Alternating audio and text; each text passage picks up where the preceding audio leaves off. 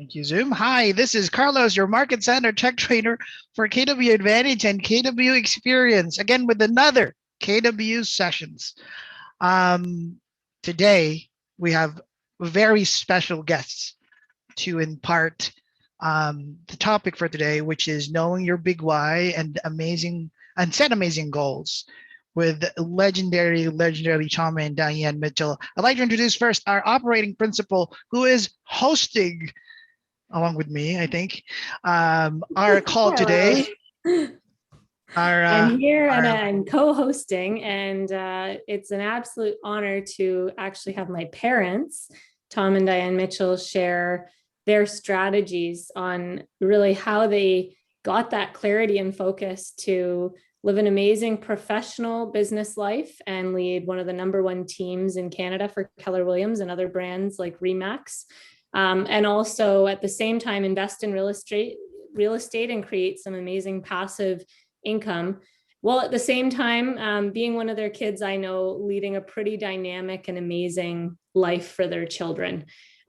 So I'll let them take it away from here. Carlos, I think they have before we do, I'd like to show again our recording, our trailer for today's session.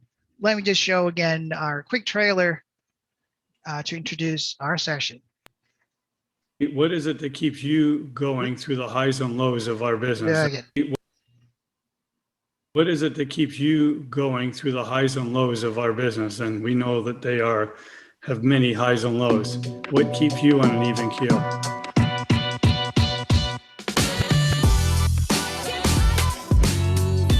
It's easy to give up. It's easy to get too caught up in some of the highs you achieve. We're hoping that you're going to walk away with what is it that keeps you going through the highs and lows of our business? And we know that they have many highs and lows. What keeps you on an even keel?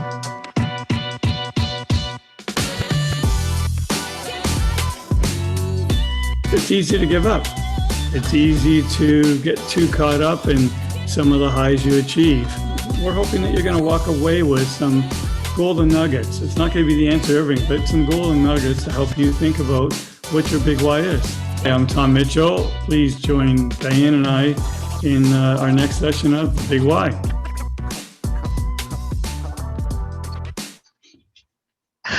All right, I'm pumped.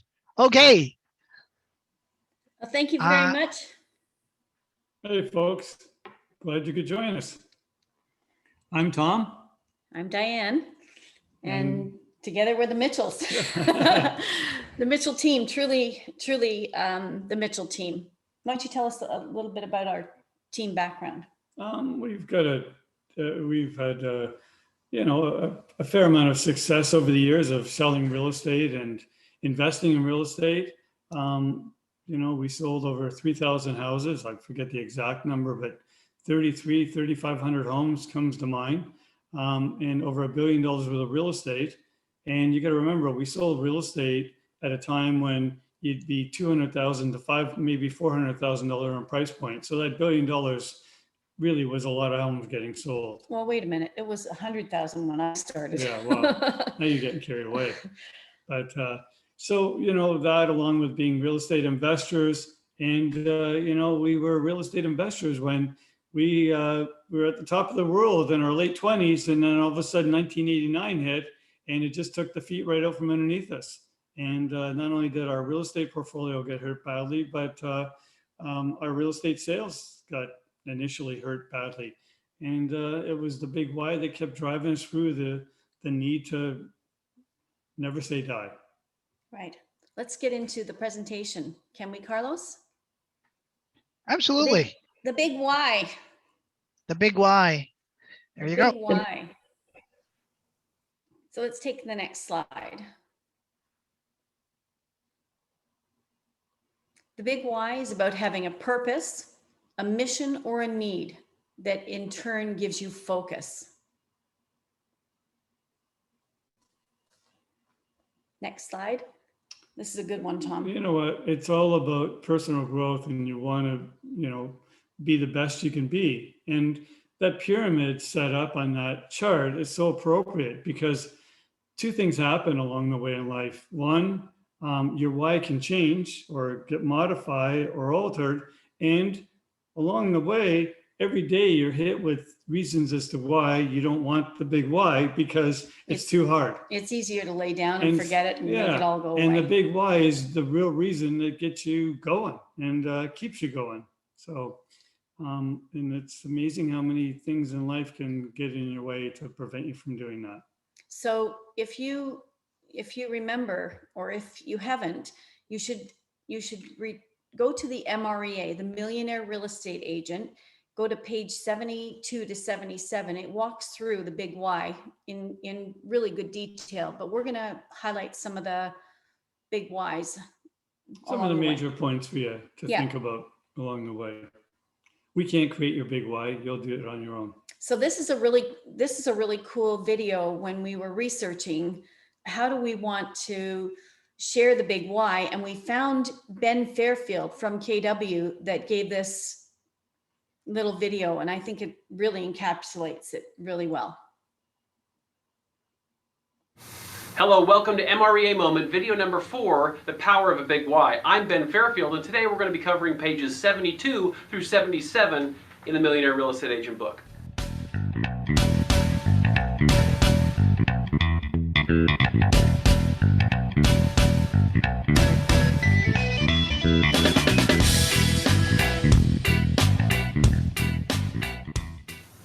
So today we're talking about the big why, and if you've read the MREA book or if you've been around Keller Williams, you know as well as anybody that the big why is something we talk about often. And the reason for that is very well said on page 72. It says this: the big why is about having a purpose, a mission, or a need that in turn gives you focus. So what we know is that this business is very easy to get pulled off of focus. There's a lot of bright flashing lights out there and things that we could be spending our time on. The big why helps us keep us focused and locked into the tasks we need to do in order to get to the goal we want to be approaching. A masterful way that the authors use to describe the big why is think about in your mind the day before someone goes on vacation. Now, we've all worked in a situation where we have other people working around us, and we know that the day before those people leave for a vacation, or the day before we leave for a vacation, we're animals at work. We absolutely get a ton done. We are efficient, we're lean, we're mean, and we're getting stuff done. Why?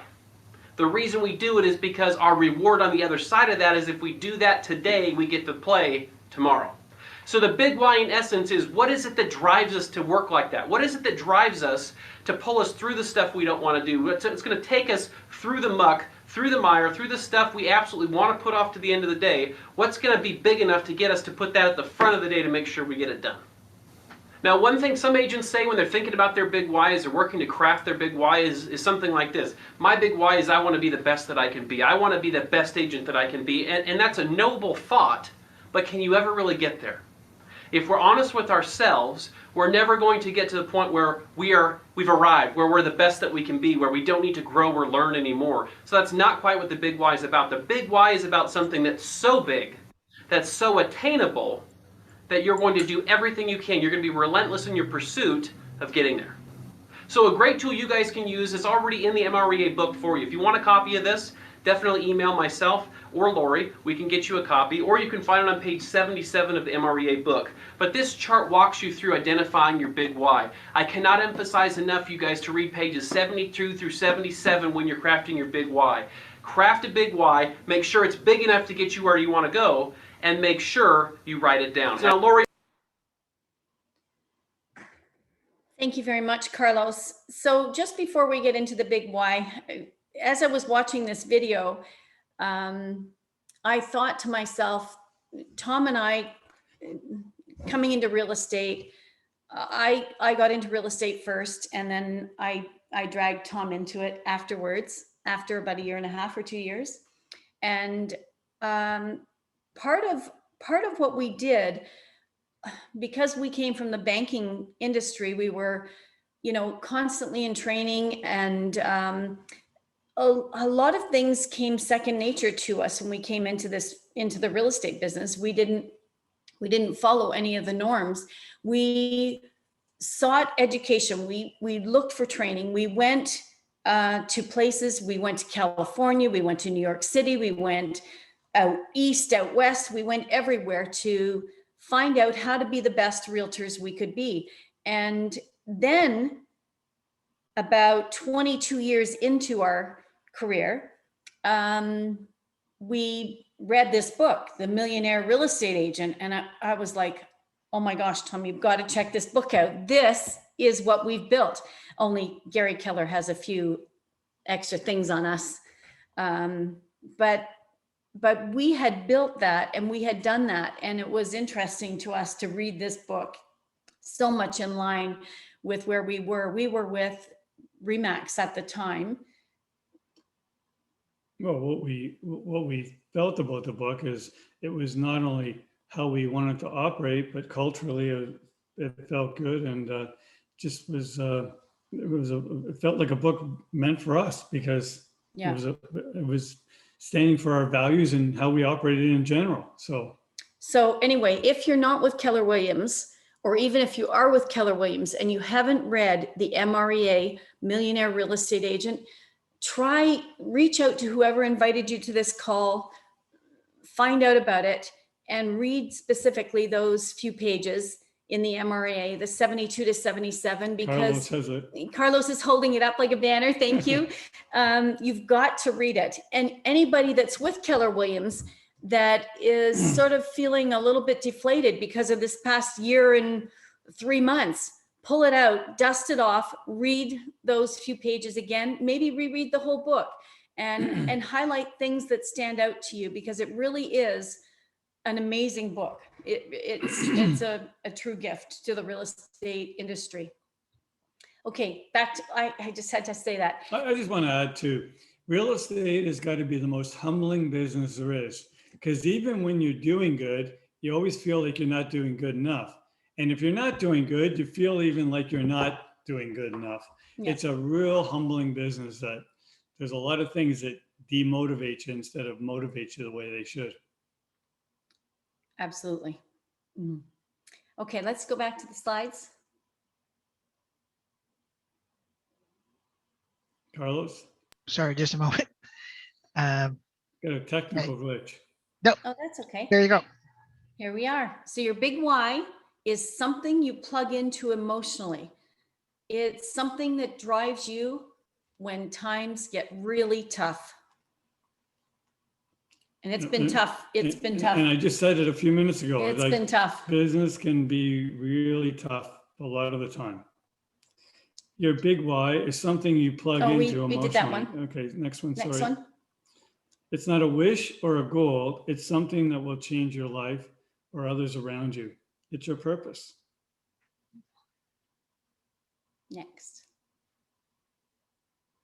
So the dictionary tells us that purpose is a reason someone or something exists. Purpose, in turn, creates meaning.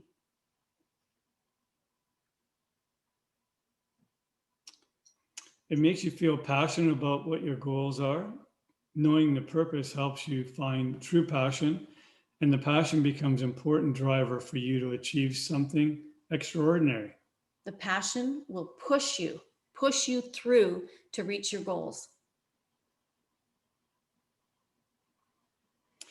It's your calling. It's your conviction. It's your mission statement. It's the vision of your life's work.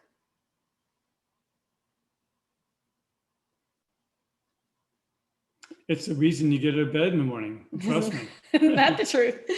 There are mornings I didn't want to get out of bed. And it's the one thing, that's another good book, The One Thing. If anybody hasn't read that one, that's another Keller Williams fabulous book. The one thing that keeps driving you. Wouldn't you say, Diane, that's the reason we joined Keller Williams, was because we just felt there was so much education. We used to have to travel all over to get at different locations. And this was all encompassing, it's a university built into a real estate company. Yeah. After 23 years in the business, the culture drew me in. It was like a vortex. It drew me right in when I went to Austin, and when I surrounded myself with the leadership and then the education, it was like the icing on the top. Yeah. So, Tom. What's your big why? No, what's your big why? Yeah, why don't you tell them? My big why. What was your big why? What is it? My big why has always been and I said at the start of this, you know, we got beat up in the late 80s. My objective when I started working was to make as much damn money as I could so that our family was taken care of and I didn't have to work.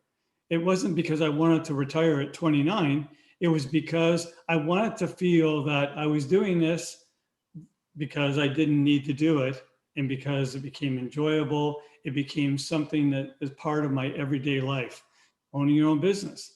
And my big why was making so much money. Well, along the way, what happened to us was, like I said, in 1988, 89, we were well on that trajectory and it all fell apart. And that's when we started to really evaluate what we were doing, how we were doing it, lead generating, come big time into it, because we were the typical agent just waiting for the phone to ring, dealing with investors. And that's the wake up call to really encompass my big why as to, okay, we were there, but now the big why is being really put to the test because it wasn't all there anymore and we had to rebuild it. I just want to talk about that. Tom, you said like in 1989, 1990, the whole real estate industry turned upside down. And I'm talking about a low, it went up, straight up like a rocket. And then it came straight down and then it leveled out in the straight down position for about 10 years. I mean, we're talking about a real low. You guys haven't experienced anything. You haven't. Nothing like how long that took. No. You've seen a few blips, but nothing like that. So inside even the US didn't experience it that long. No, it was like, are we ever coming out of this? And we didn't even know what this was while we were in it. What we did during that time when things were low, as things might feel for you right now, as things are upside down in the world, what we did was we turned the ship around. While everybody else was, oh, woe is me, this market, we can't do it, all the whys that we couldn't, we said to each other, no matter what, we're going to get through this and we're going to be stronger. And our lead generation, we doubled it. That didn't work. Okay, we'll quadruple it. I mean, we did everything to turn our ship around. And while we were in the midst of one of the lowest lows that the real estate economy is, I mean, that I've seen in my time, our business started to go up. It went up, up. Started going up in about 1992. You know, we started to get a year or 18 months of lead generation under our belt, like starting to get better at what we were doing from a lead generator. Because in 1989, we were just waiting for the phone to ring. Yeah. So that's when in 1990, we got into being on purpose. We were selling 70 homes a year with the phone just ringing off the hook because we were dealing with investors or friends, family, and past and acquaintances. Yeah, and then our business picked up, and then we started doing 100 homes. Then we thought, well, why can't we do more? And then by 2004, 2005, we were doing over 200 homes. Well, our best year was 245 homes, I think, that we did. So I'm not saying it so that everybody has to go out there and sell 1 million homes or anything like that. I'm just saying that while things are really quiet or things feel really low, it's a time when you can turn that ship around for yourself, when you can actually say, no, this is not going to be me. This is not going to be how my business is. And yeah, really turn it around. Real estate is one of those things, I tell this to everybody. Real estate's one of those things that if you're willing to work hard and work smart and get educated, which our company offers a lot of, the sky's the limit. It's a beautiful business. So can I ask anyone out there brave enough that would share their big why or how they've evolved to their big why? Because our big why wasn't what it was when Tom started, and it isn't even finished yet. I mean, it has evolved. Has anybody got a story that they'd like to share? Don't everybody? I can share. It's Joanna. Hi, Joanna. Thank Hello. you very much. Hi, Joanna. I'm practicing my public speaking. That's why Okay, good.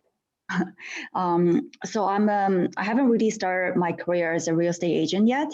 I got my license 5 years ago, and I had my first child, and now and then I had a second. So now they're both going to school, and I'll have to say that my big why for me is I didn't want to work in an industry where there's a limit to my income. And real estate is the only business that I thought about, like that it's kind of like owning my own business, and I can achieve my big why, which is financial freedom. So I do invest in real estate before I had my license. And so my big why is I want to be able to spend more time with my family. And I want to play cello 4 hours a day and take Wow. that, because these are my passion. So I want to find something that can help me to get to that goal. And I know that if I do have a regular 9-to-5 job, I will not be able to make enough income to help me to retire in 5 or 10 years. That's very similar to Tom's big why, and very, very amazing of you to share that, Joanna. And I'd love to see a video of you playing cello. I bet you're amazing. You know, financial freedom can do wonderful things. It's not just about being greedy and buying everything you want. It's about being able to go out and, you know, help other people. Diane's great at that. And, you know, it's one of those things that it just gives you more options to do things with your everyday life, which makes everyday life even more enjoyable. And they weren't always enjoyable days. No. Anybody else want to share their big why? Yeah, it's Emma. Hi, I will Emma. share hi, how are you? I'll share my big why. It was money. It was all about money, real estate, how can I make lots of money? And then it really started to change me. So I made money, and then I came to Keller Williams, and I started to realize that I love being around the agents. I love helping them, growing them, networking with them. And Keller Williams really changed me as a person. I get quite emotional about it. It made me grow in so many other ways that money actually didn't become a factor for me anymore. So for me, when I came to Keller Williams, I worked with a lot of the newer agents. We got door knocking, cold calling, and I just realized that actually that probably was my purpose. And a few weeks ago, Jamie Lee and Keith Ellis, we all connected, and I'm really, really lucky and honored to be where I am today, because I literally just got my dream job. So it's funny how steps, and Keller Williams has come to me at the right time. I'm really, really grateful. And Great. Yeah. You know what, Emma, I'm going to start to cry. So when I love that you found your love. That, yeah, I'm really passionate about this, helping other agents. Like I get so passionate. So that's a beautiful story. Hi, Sean. Hi, I can speak for that. She's, I mean, we're both on our third day here, and she welcomed a new real estate agent to the office, and you could see the connection instantly. I think having her story is really important for people to hear, because it gives inspiration. Brilliant. Great. it's a journey. Real estate is a real journey, and where you start isn't always where you end, or sometimes where you think you're going to start. I thought I would become like this really big agent, money driven. I realized actually that really isn't who I am. That isn't my purpose at all. I love it. There's lots of opportunities in our company that give you the ability to pick and choose what you want to do. And That's a beautiful thing. It's a beautiful thing about Keller Williams. Anybody else? Love to hear these stories.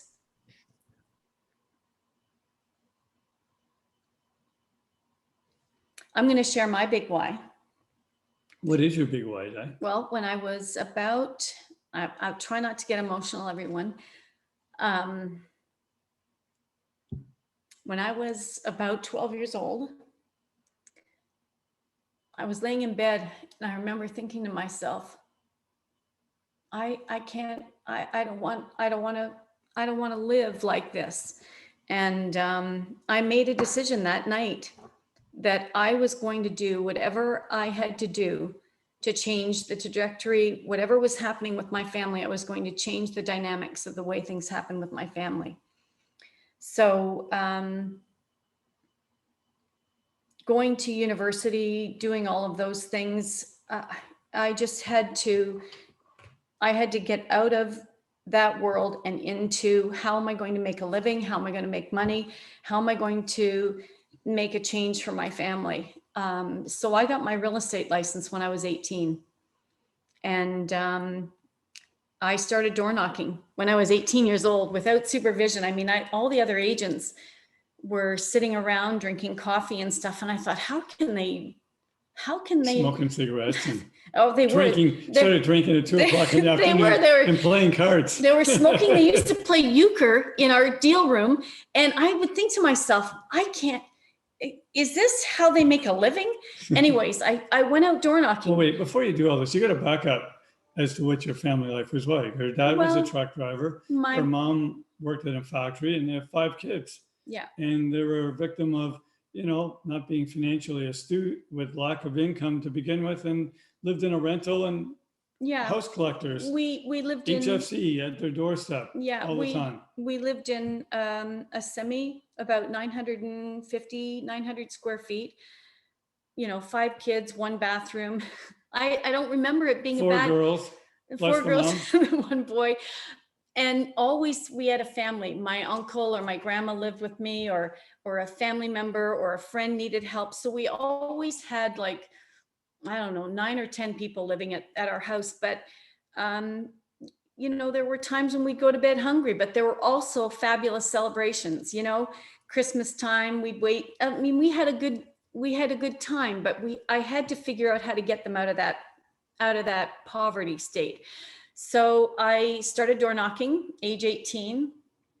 I sold 8 houses, if you can believe it. 8 people said yes to an 18-year-old. Who in their right mind would buy or sell with an 18-year-old? But I convinced other more mature agents to join me in the conversation so that I'd be more credible. And I realized then that I needed to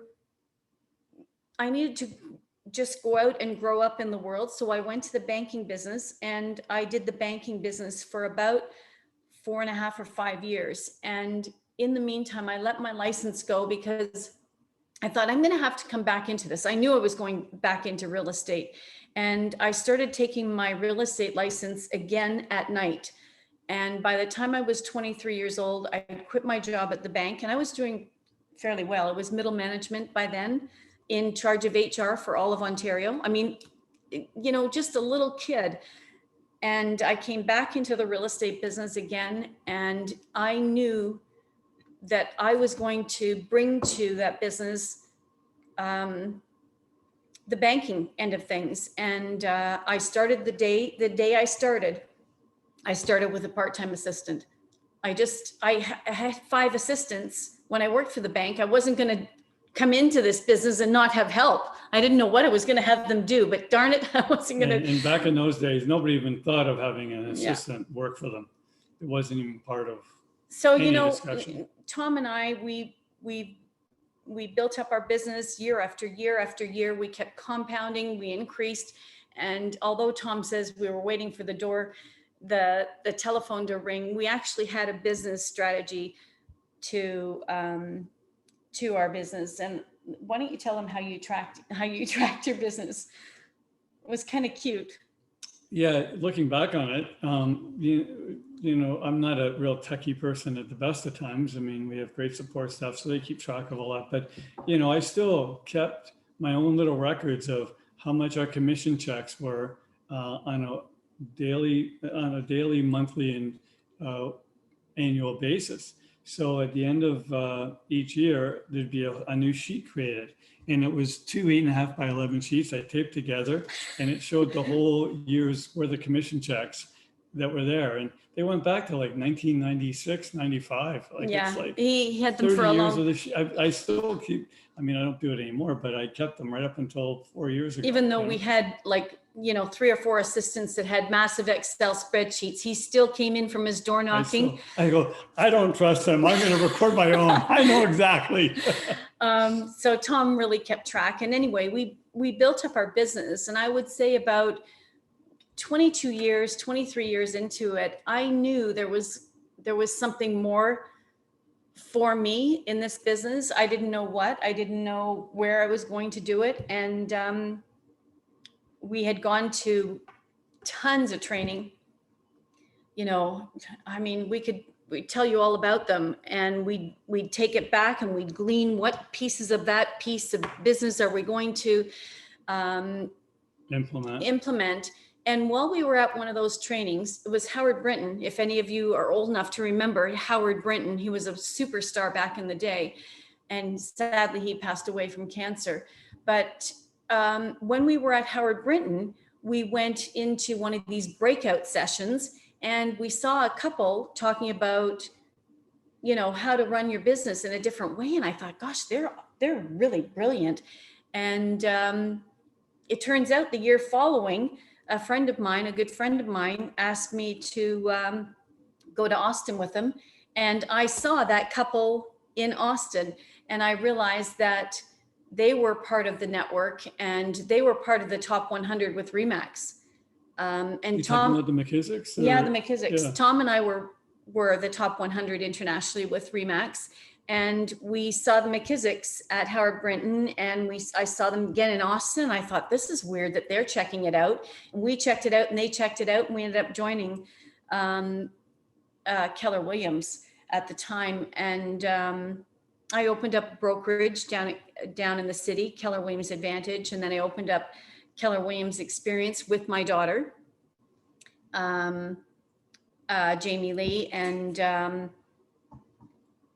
the whole experience of opening the brokerage was, Emma, like you. Emma, you said it so perfectly that it made me feel emotional. You wanted to, it wasn't about the money. It never was. It was always about trying to help someone to achieve something. Even the people on our team, I was rooting for them. It was about helping people get to the next best level of themselves. And you were very good at that, Di, helping people do that.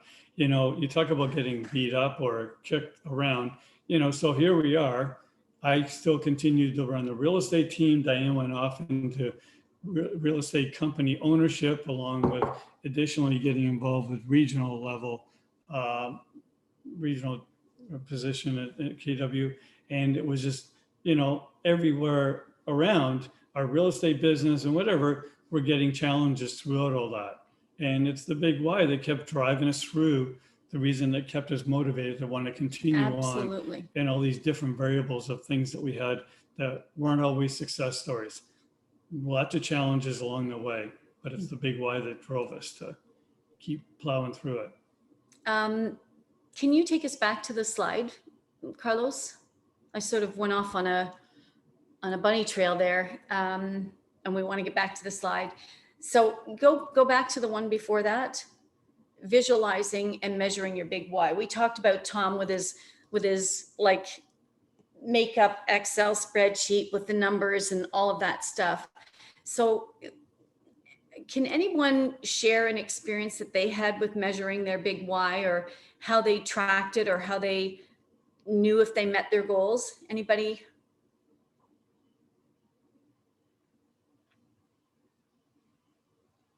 Anybody track their goals at all? Hands up, thumbs up. I use your tracker.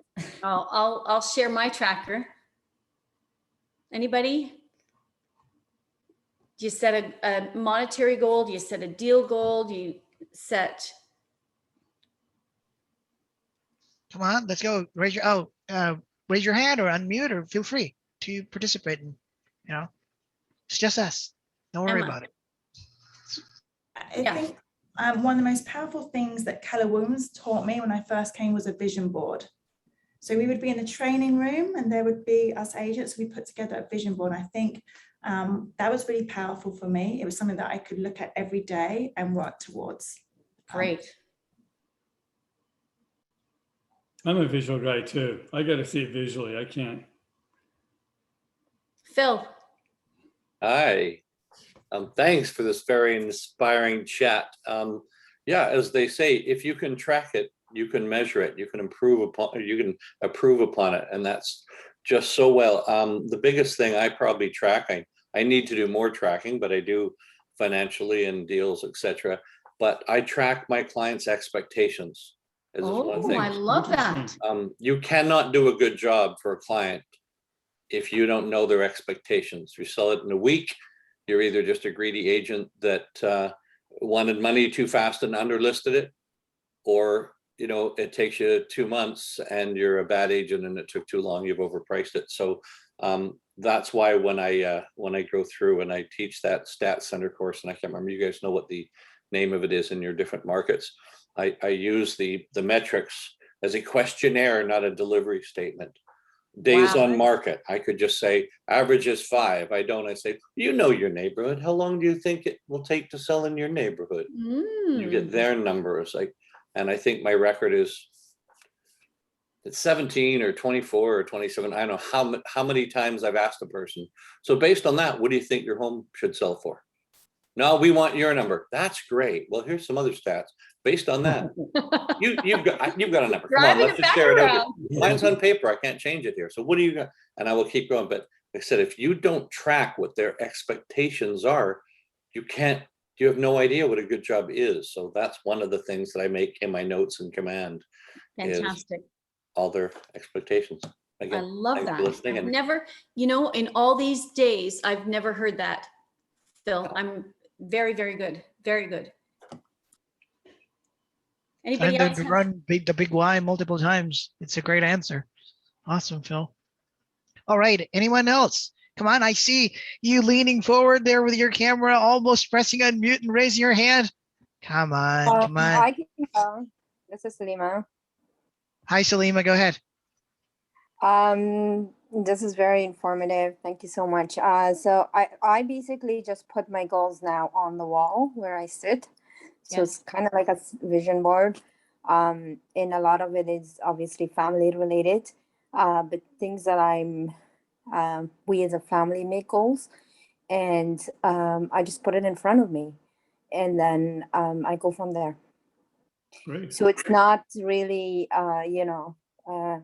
transaction based or volume based or anything like that, but it's just me getting better at what I'm doing in terms of, let's say, what I did last year, and then getting closer to the goals that I have as a family altogether. Very good. Our family was very much a part of, our lives. I mean, it was really important to be involved with them. I remember one time that we were so busy.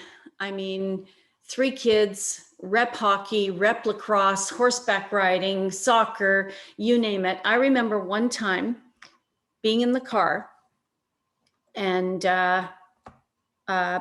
pulling over the van. I had 2 kids in the car and bursting into tears. And I remember saying to them, oh my gosh, I can't remember where I dropped Jamie Lee off. What field is she at? I mean, you get so busy with life and goals and stuff, and you're in a whirlwind. I just want to talk for a minute about how important it is to remember the order that you're doing things. Business is not what it's about. Life, for us, God, family, business, that's the way it went, and that's the way it's supposed to be. Don't get caught up so much so that you don't have a life. You don't do anything but business. Very important. And you want to talk about a few things that are important to you about your kiddos, your life, your experiences? We along the way, our attitude was we want our kids to be part of our business, which is part of our life. And so we didn't kind of go into a separate room to have a conversation about how we wanted to, whether it's our real estate portfolio, how business-wise, it wasn't like it was a family secret. We made sure they knew. We talk what about we're it at doing. dinner. And, you know, along the way, it helped get them tuned into what was happening in real life. And even though they were young at the time, I think it helped them adapt quicker to get into, you know, or Jamie Lee being an OP of offices, Megan, an investor, entrepreneur, and our son Luke, very savvy in the real estate or the stock market, and, you know, very, very business astute, you know? Yeah, we'd have conversations at the dinner, at the, you know, Sunday dinner. Daddy and I are buying another house this week. Like, we would just have those conversations. But business took a back seat to our family all the time. Our Friday evenings, when Tom and I first started, we really didn't have much. We lived in a rental property, then we bought our first place, but we were pack rats. We would, for our family. We're not hoarders, don't get confused. No, we're not hoarders. But, you know, for our holiday, I remember packing up the kids in the van and saving enough money so that we could go to Florida for 1 week. We'd drive 24 hours straight through. Tom would take the daytime drive. I'd take the nighttime drive. We'd land in Florida, have 5 days, and then we'd travel back home. And that's what we did.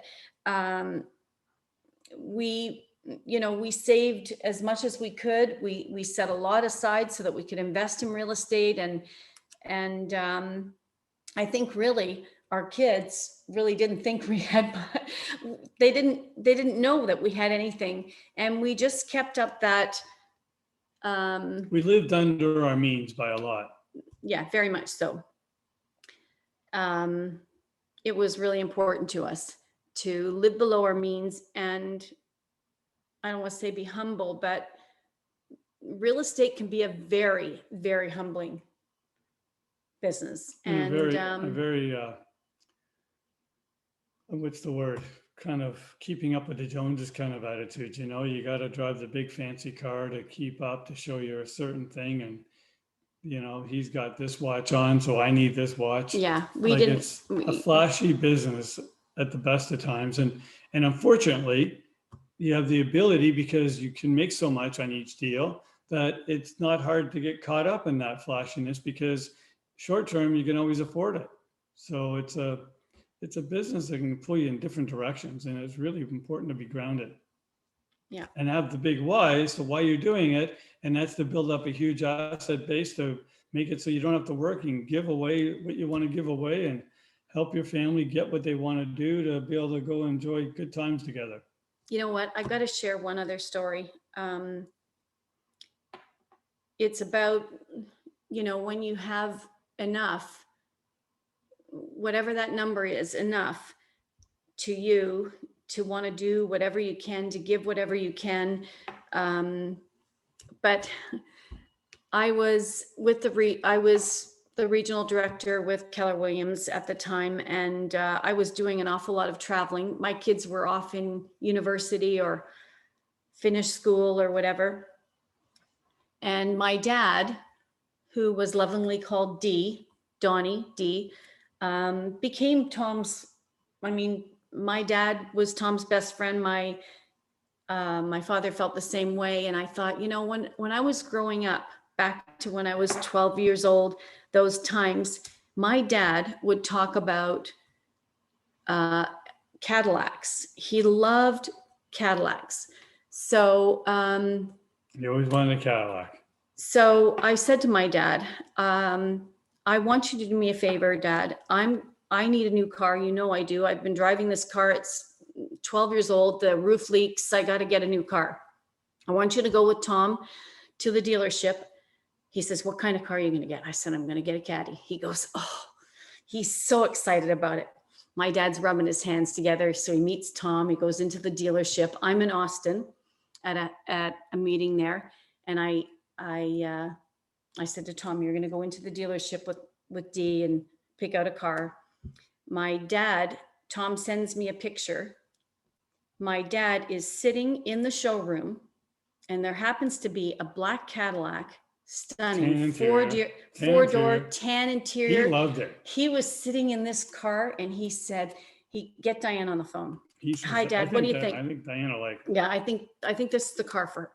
And I said, "What do you think, Dad?" He goes, "Just you gotta get it."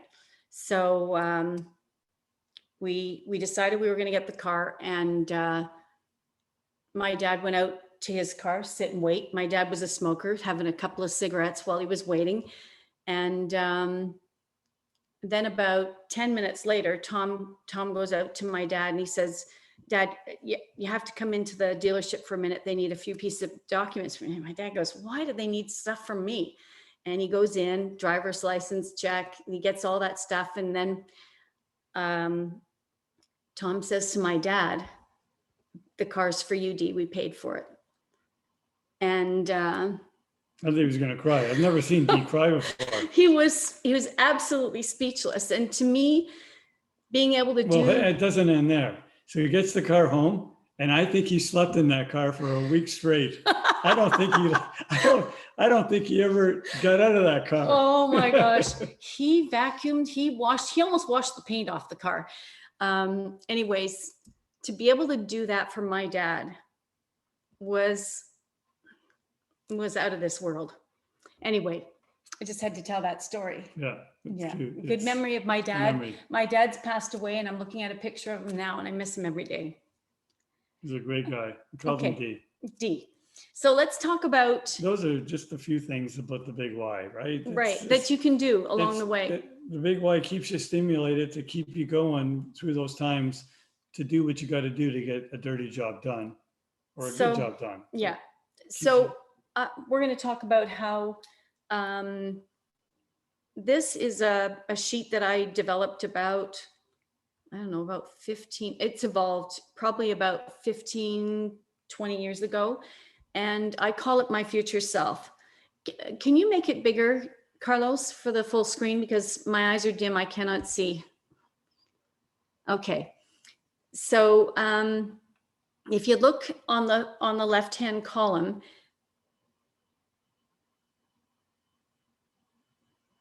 there you go. Okay. And I'll get my specs out. My Dollarama ones, dollar store. Okay. So down the left-hand column, you'll see the roles and goals. This is where I would put the year. So I would put this year, 2021, 3 years, 2023, 5 years, and so on. I'd put them in there. Then I would put the name of the person that I was doing the goals with. So for me, it would be Tom and Diane. And then I'd put the age of each of my children. So 16, 14, 13, and I'd put them in every year. So I'd get a visual 10 years down the road, 2022, my kids are going to be this old, and this is how old Tom and I are going to be. This is where we're going to be in our life. And then I would start on the left-hand side because that is what was most important to me. So faith and spirituality, my church, volunteering, community. And then I would always at the top, you'll see where I had a coach and a mentor. So in every category, I had at least one coach, mentor, or someone to be held accountable to. So each column I would go along. So then I figured my faith and spirituality was key for me to be grounded. Next piece, I had to be healthy. If I wasn't healthy, how could I do anything for anyone around me? And then I would look at my personal growth, the books I was reading, who I was hanging out with, the coaches that I had, the training that I was going to. So I would put in there how many books I wanted to read, or if there were special books I wanted to finish that year. Number of tapes. You can't imagine. You guys don't know what tapes are now, right? You guys are way too young, but we used to have these things called cassettes. We used to pop them into our car. And on the way to Florida, honest to goodness, our poor kids would get tortured with personal growth. We didn't listen to the radio. We listened to personal growth tape after personal growth.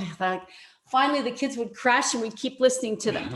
But the coaches, the journaling that you would do, And all of those things were key to being there for your family.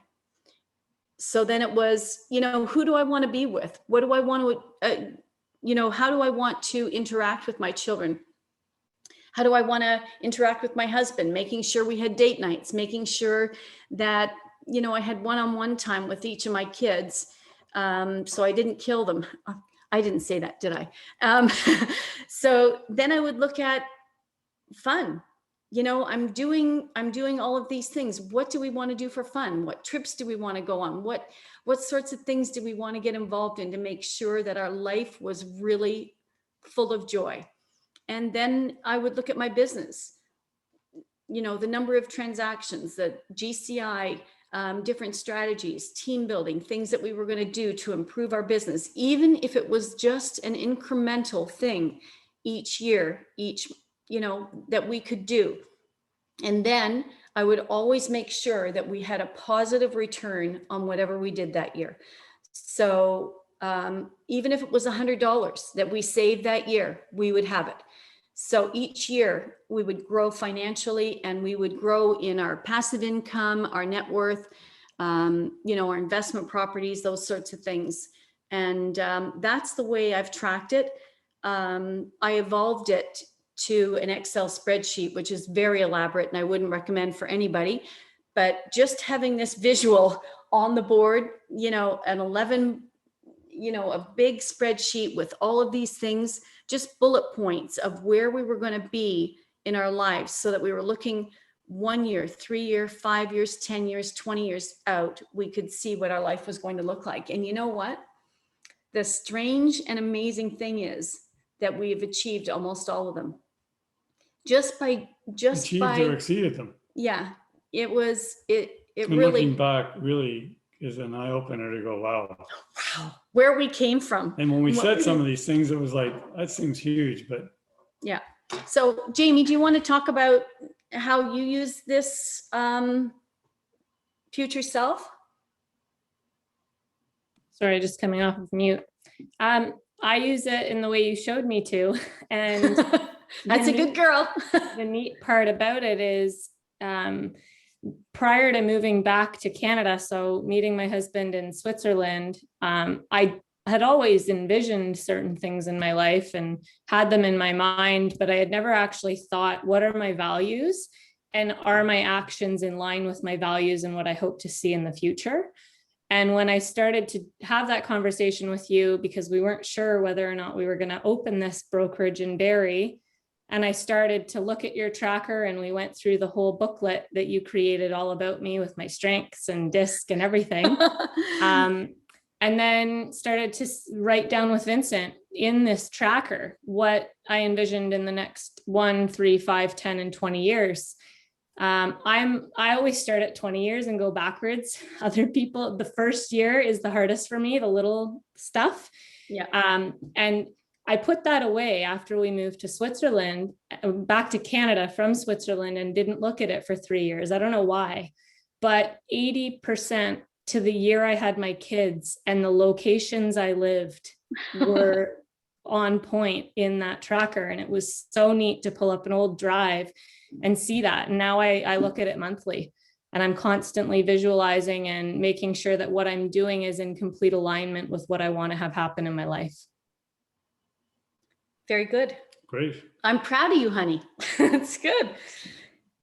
Anybody else want to talk about their tracking, their visualization, what they use, tools?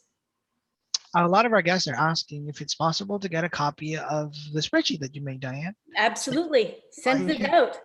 I'm happy to send that out. What we can do is add an upload to the training event so that people can click on it and download them. I have the sample and the blank version, and I'll make sure you have that, Carlos, as well on file, and we can post it on our internal Facebook pages as well. Okay, so go to www.youtube.com and type KWA online, and then find this video there, and then you'll see the link on the video when it goes, the recording goes live. There you go. You know what, Jamie Lee, when you were talking about the booklets, do any of you know what a booklet is? I mean, I would do this with all of my kids. I would do their DISC. I'd do their their KPA, AVA, KPA. I would do a strength finder. I would find out every source I could so that they knew who they were. And I did that with the people that I'm in business with, you know, finding out who they are and relating to who they are. So if you haven't done that with somebody, you need to find an accountability partner where you're sharing that, or find a leadership person, or Emma, or one of the people at a KW office. Find out who you are. You know who you are, but get it validated. And start by just jotting things down on one piece. You don't need to use my goofy spreadsheet, but you know, whatever system works for you, you have to write it down though. You've got to put ink to paper or put it in your computer somewhere so that it pops up every day at your face, so that you're seeing what your goals are and that you're acting in alignment with what those goals are. So if your goal is that you have to do X number of transactions and you haven't done it before, you have to change something to get them in alignment. Right? Absolutely. And, you know, keeping track of things, we keep track of our real estate portfolio, and it's a very stimulating thing to watch your assets grow and cash flow get created. Boy. So it's like, it's one of those things that it's really necessary to help keep you motivated. It's been pretty exciting actually for the past 5 years, watching our portfolio grow, just that, wow, that increase. But you know what, just for anybody who's considering investing in real estate, I know it's a side topic and we do another presentation, or Tom does another presentation on that. When you're investing, the most important thing, the one thing, is to buy something and have someone else pay for it. It's not, if you're focusing on anything else, if you're focusing on the increase or the decrease or the highs and lows of the market, it's going to freak you out and you aren't going to do it. You just have to do it. And remember that no matter what, you have to make sure that you're buying in a location where someone will rent it out and pay for that asset for you. Over a period of time. Over a period of time. And, you know, if the market goes down, so what? The market goes up, so what? Just keep that even keel. The bonus is appreciation of the asset. That's Yeah. the bonus. Yeah. Somebody else is paying for it, and that's the biggest return on investment. Anyways, I digress, and I just want to talk about the real importance of visualizing and writing it down or typing it, or however you have a visual, but making sure that it's there for you all the time. It's critical to your success. Make sure it's big enough. Don't, like Jamie Lee said, she starts 20 years out. That's a lot of fun. 20 years, you can get really creative. So you want to make it big enough to get you where you want to go, and make sure you write it down. I think the actual point of printing out the paper and writing it down connects to your brain. Anything else? I think that's about it. Anybody else got any questions? Feel free to ask. I mean, I do a lot of these, and I get more turned on when people ask questions. So if you don't have any questions, no big deal. But the Q&A part of it is the part that you go, oh yeah, I didn't even think of that. Because we do so much that's on autopilot after years of doing this, you don't even think of it. And you think, it's no big deal, right? But that's to someone else that's newer or whatever. There's no dumb questions. There are things that can help speed up the process of learning. Diane and Tom, it's Joanna again. I do have a question. Can I ask? Oh, sure. Go ahead. Because I know that you have 3 children, and one of my biggest concern is that being a real estate agent, I know especially for someone who's beginning, like just starting the career, I don't have much choice to choose and pay clients. So my weekends will probably be taken, and that's where, you know, my children are going to have programs, and that's the family time. So my question for you is, when you were starting out as a mom and you had children, what kind of sacrifice did you make back then? And how, is there a way that you can still have some sort of a balance so you don't lose all the weekends? Like, what did you do to improve that situation? I would use, honestly, I would use a scheduler, and I would say to them, I have free time at 10 o'clock on Saturday or 5 o'clock on Saturday, which would be best for you? And I would say, no, I have another appointment. I would always book in my children, their activities, soccer, swimming, horseback riding, whatever it was. Those appointments were appointments, and I kept them. And I didn't say, oh, I'm going off to do something with my kids. Although if they asked me, I would have said, but you have to schedule, and scheduling is critical. And when you schedule, don't let anybody bully you on that. Don't let them take away your soccer time. Just know. I'm going to pipe in on this. And it's sort of so important.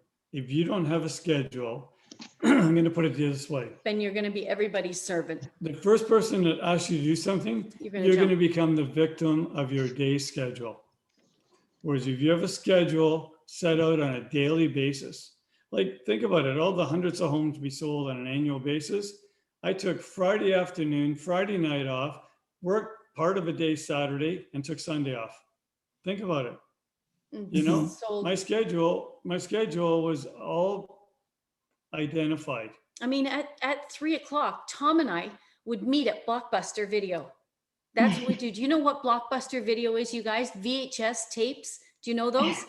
And we would meet at Blockbuster Video, and we would go and we'd choose a movie for the kids and I and Tom, and we'd go home. The kids would be coming home from school. I'd pick them up, or they'd be riding their bikes or walking or whatever.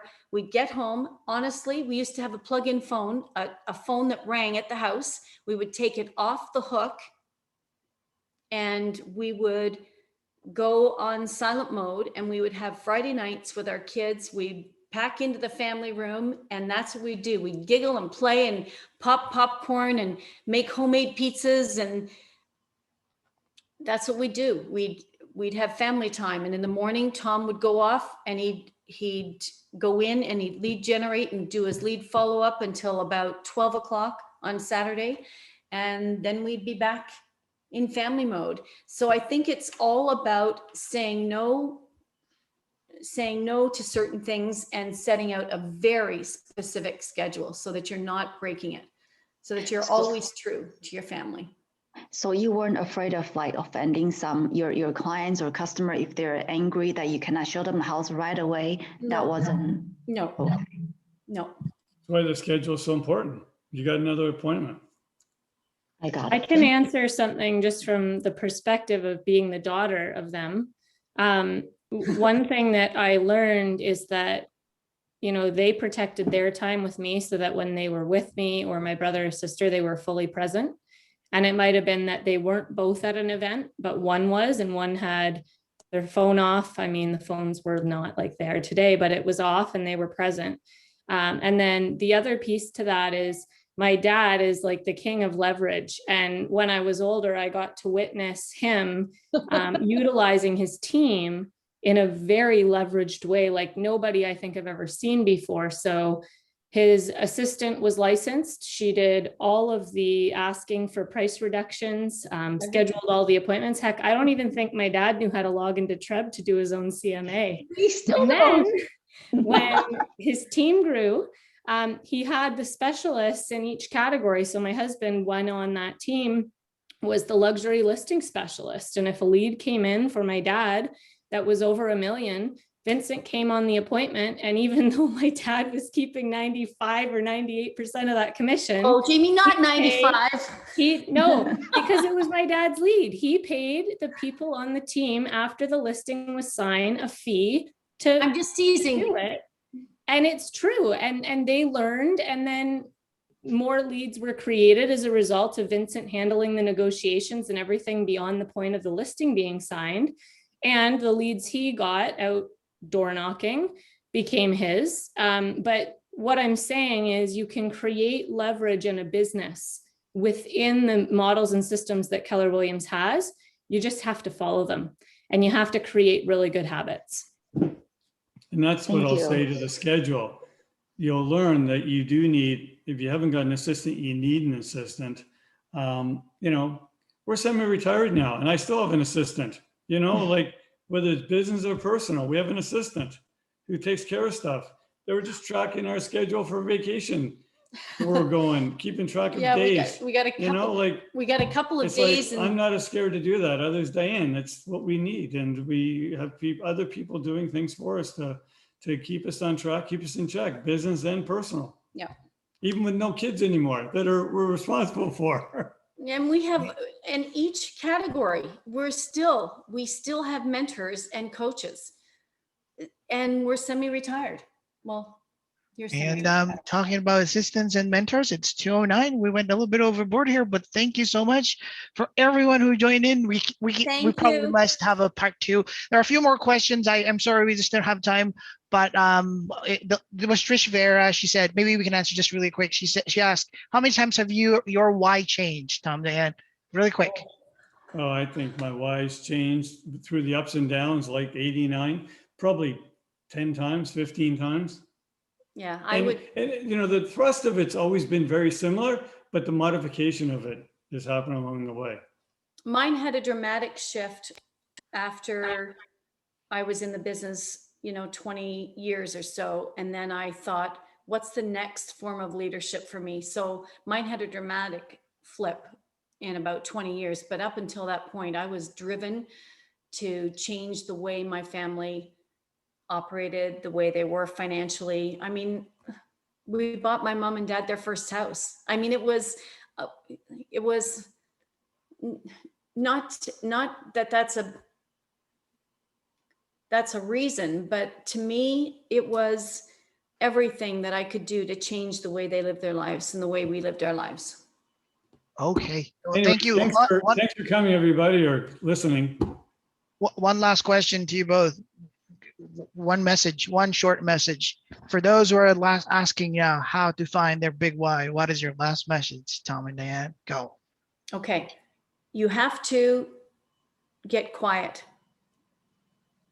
Get quiet, get a journal, get your typewriter, get something to think about. What is it that moves you? What is it that drives you?